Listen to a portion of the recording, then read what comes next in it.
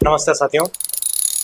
1773 का regulating act हमने last class में पढ़ा और उसमें हमने विविध प्रावधानों को देखा, उसकी पृष्ठभूमि को देखा। हमने देखा कि किस प्रकार से ब्रिटिश सरकार, जो ईस्ट इंडिया कंपनी भारत में आई थी, उस पर इंग्लैंड की ब्रिटिश सरकार ने कानून बनाने शुरू कर दिए। और हमने ये भी देखा था कि जो शक्तियाँ थी वो अब ब्रिटिश साम्राज्य से हटकर ब्रिटिश संसद पर पहुंच चुकी थी। और ब्रिटिश संसद को जब ऐसा लगा कि ईस्ट इंडिया कंपनी घाटे में जा रही है, तो उस पर विविध कानून बनाने शुरू किए, जिसमें हमने 1773 का कानून पढ़ा।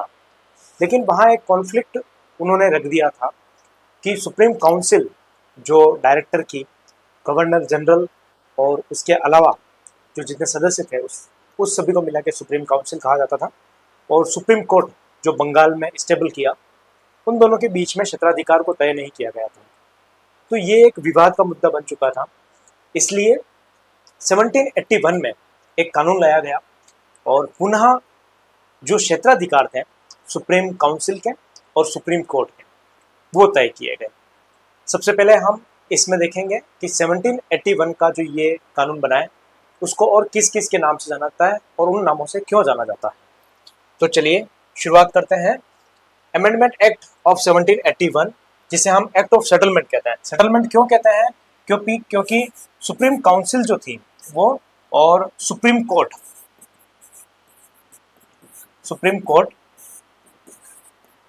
इन दोनों के मध्य सेटलमेंट किया गया था, यानी कि समझौता किया गया था। ठीक, इसलिए इसे एक्ट ऑफ सेटलमेंट भी कहते हैं। एक्ट ऑफ अमेंडमेंट यानी कि संशोधन किया गया था। और संशोधन किसमें किया गया था? तो 1773 का जो एक्ट था उसमें एक्ट में संशोधन किया गया। ठीक, इसलिए इसे एक्ट ऑफ अमेंडमेंट भी कहते हैं। बंगाल जुडिकेशंस एक्ट कहते हैं इसको, क्योंकि जो बंगाल में सुप्रीम कोर्ट था, है ना, सुप्रीम काउंसिल और सुप्रीम कोर्ट जो था, सुप्रीम कोर्ट बंगाल में उसके लिए ये कानून था।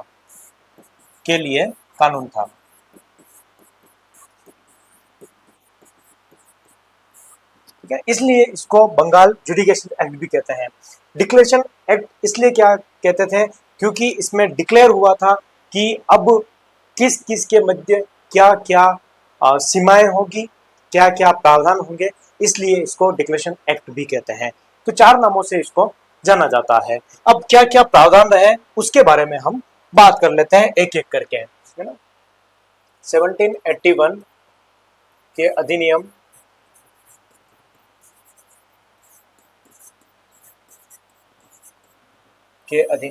के प्रावधान।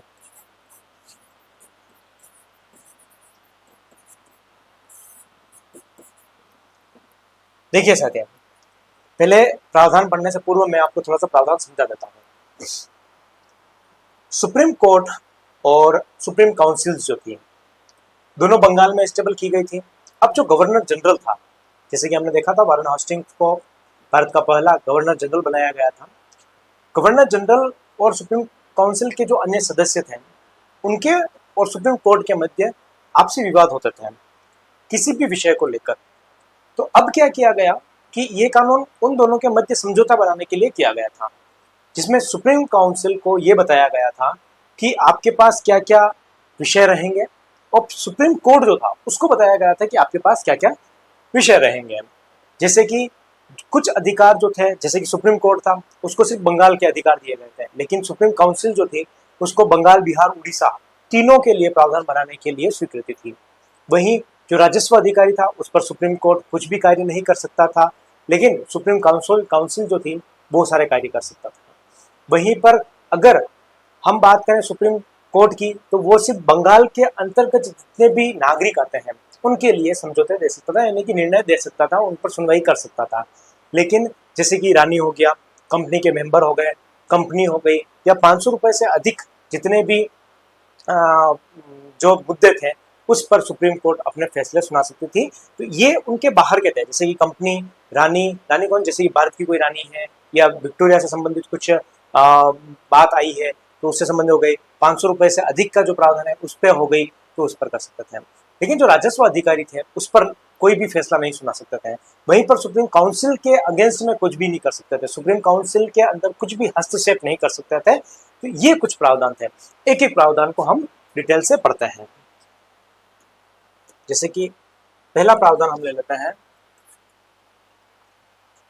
सुप्रीम काउंसिल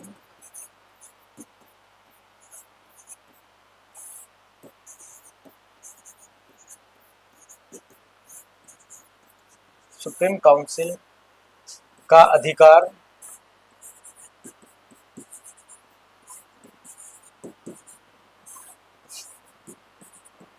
बढ़ाकर बंगाल, बिहार, उड़ीसा, मद्रास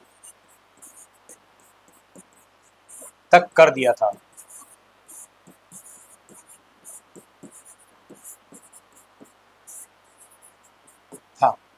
परंतु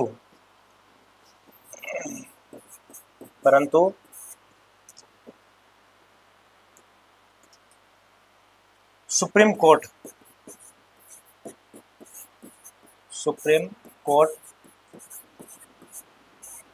का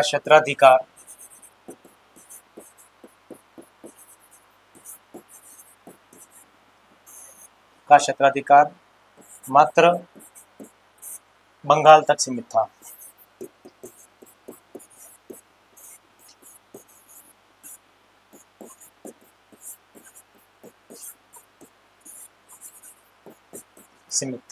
ठीक है, परंतु लेकिन इसमें भी एक कंडीशन डाल दी गई थी कि सुप्रीम कोर्ट के लिए, ठीक है, सेकंड करके लिख दिया, सुप्रीम कोर्ट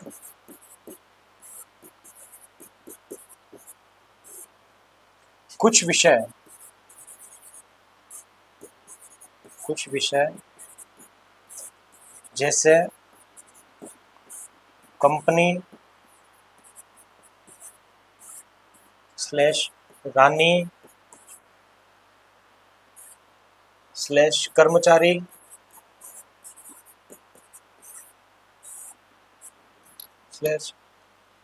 ₹500 से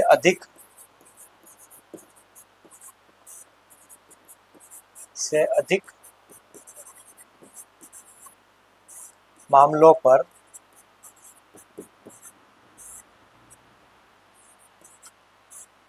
बंगाल से बाहर यानी कहाँ हो गया, जैसे कि उड़ीसा, बिहार, मद्रास, कहीं कहाँ भी हो, तो बंगाल से बाहर के मुद्दे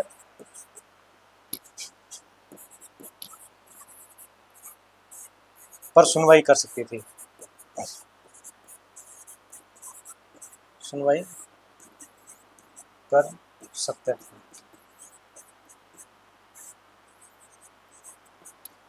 ठीक, उसके अलावा यदि हम बात करें तो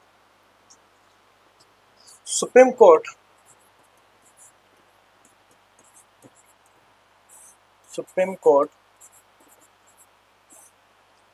राजस्व अधिकारी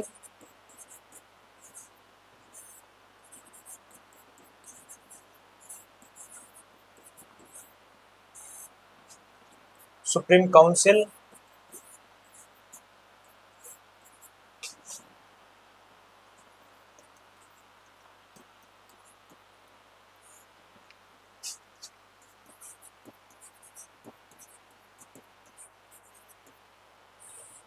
कंपनी के अधिकारी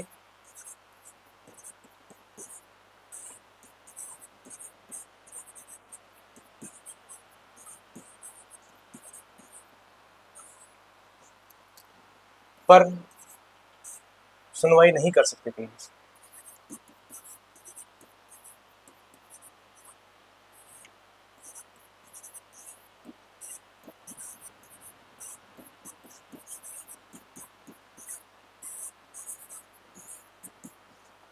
समझिए बात को कि जो सुप्रीम कोर्ट जो है वो भारत के राजस्व अधिकारी पर, और जो सुप्रीम काउंसिल है यानी कि गवर्नमेंट गवर्नर जनरल और गवर्नमेंट जो है उस पर, और कंपनी के जो उच्च अधिकारी हैं, यानी कि जो नॉर्मल कर्मचारी है उस पर तो सुनवाई कर सकती है, लेकिन जो उच्च अधिकारी है उन पर नहीं कर सकती है।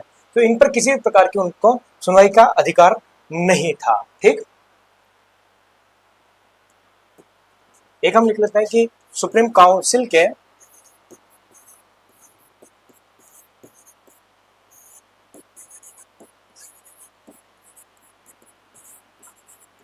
सुप्रीम काउंसिल के समस्त मुद्दे, समस्त मुद्दों पर सुनवाई का अधिकार नहीं था।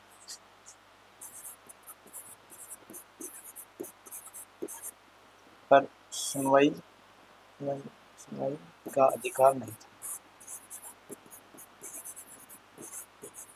अधिकार नहीं था।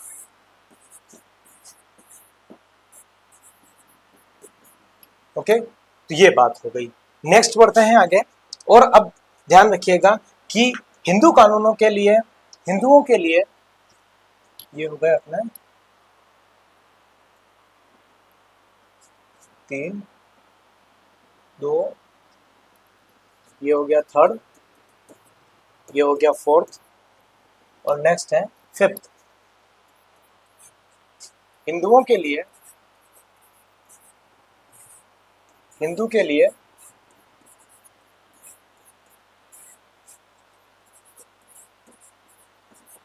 हिंदू कानून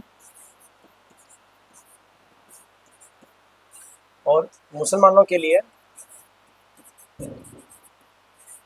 मुस्लिम के लिए मुस्लिम कानून,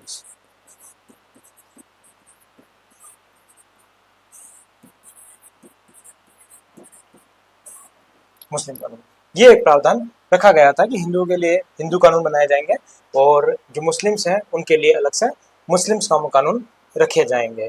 एक और इसमें प्रावधान कर लिया गया कि अब जो भी डाक होगी, यानी कि भारत से जाने वाली जो समस्त डाक होगी, भारत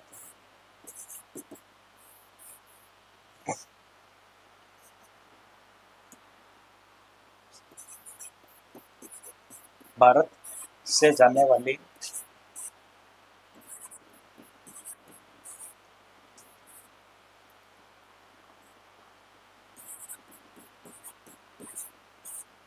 जाने वाली समस्त डाक,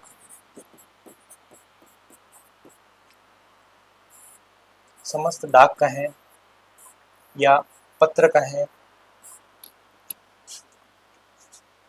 पत्र भारत के राज्य सचिव,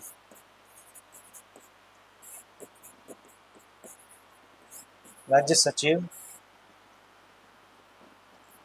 को दिखाने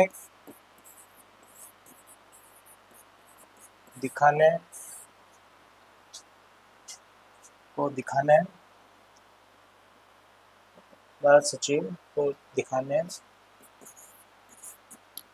के बाद प्रेषित होगी। यानी कि पहले भारत का राज्य सचिव उस डाक को देखेगा कि उस डाक में क्या है क्या नहीं है, तब उन्हें पता चलेगा कि हाँ इसमें इस प्रकार का प्रावधान है, इस प्रकार की कोई बातचीत है। उसके बाद में जो पत्र होगा वो आगे जाएगा। ये कौन तय करेगा? तो ये भारत का राज्य सचिव तय करेगा। ठीक है, अब दोस्तों ये सारे प्रावधान थे, इसमें लगभग 6 प्रावधान इस पूरे 1781 का जो बिल आया था उसमें रखे गए थे। लेकिन आप यहाँ पे एक चीज नोटिस कर रहे होंगे कि भारत में पहली बार जो न्यायपालिका और कार्यपालिका है उसके क्षेत्राधिकारों का निर्धारण किया गया था। तो ये बात हम नोट कर लेते हैं यहाँ पर। भारत में पहली बार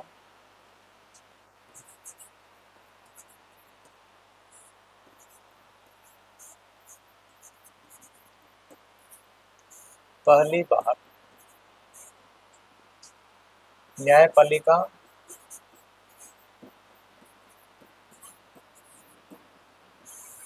एवं कार्यपालिका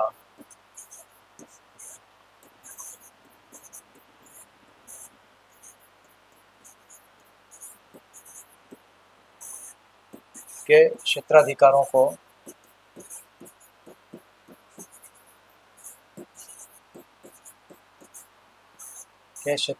का निर्धारण किया गया।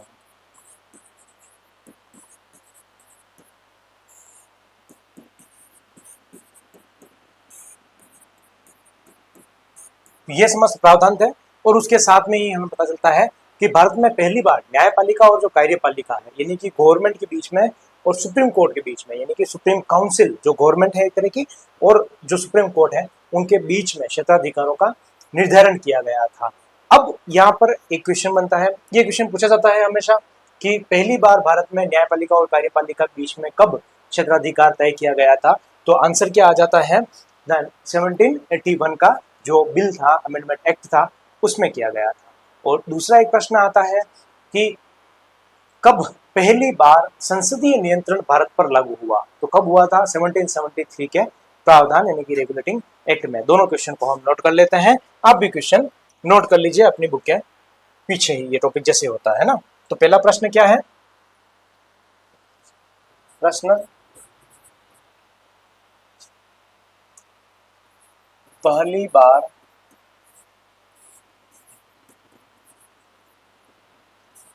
कब भारत में संसदीय नियंत्रण लागू हुआ। ठीक है। और दूसरा प्रश्न क्या है कि पहली बार भारत में या कब पहली बार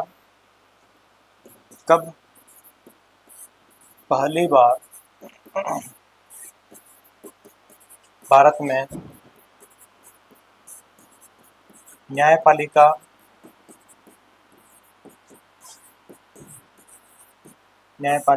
एवं कार्यपालिका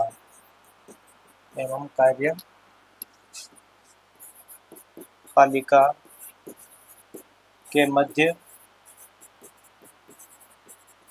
क्षेत्राधिकार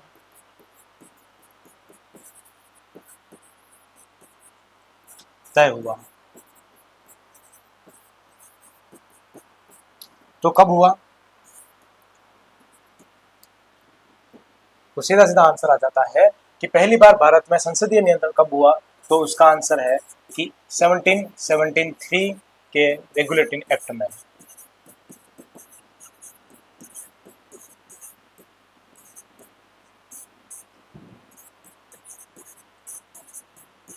अगर आपने वीडियो नहीं देखा है तो जरूर देख लीजिए, बहुत सिंपल तरीके से बता रखा है ना कि रेगुलेटिंग, बहुत एक बार में याद हो जाएगा इस तरीके से। दूसरा है पहली बार भारत में न्यायपालिका कब, तो 1781 में, यानी कि अमेंडमेंट एक्ट हुआ था, सेटलमेंट एक्ट हुआ था, ये कहें जिस भी नाम से आप कहना है, ठीक है, बंगाल जुडिशियरी एक्ट कहें, तो इसमें पहली बार न्यायपालिका और कार्यपालिका का क्षेत्राधिकार तय किया गया था। तो ये था छोटा सा आज का सेशन। इसके बाद में हम नेक्स्ट जो अधिनियम आया था उस पर चर्चा करेंगे। तब तक के लिए धन्यवाद। अगर नए हैं तो सब्सक्राइब जरूर कर लीजिएगा। मिलते हैं अगली कक्षा में। और उससे पहले अगर आप नोट करना चाहें तो एक बार ये नोट कर लीजिए ना, वीडियो पुश करके। यहाँ से हमने शुरू किया है।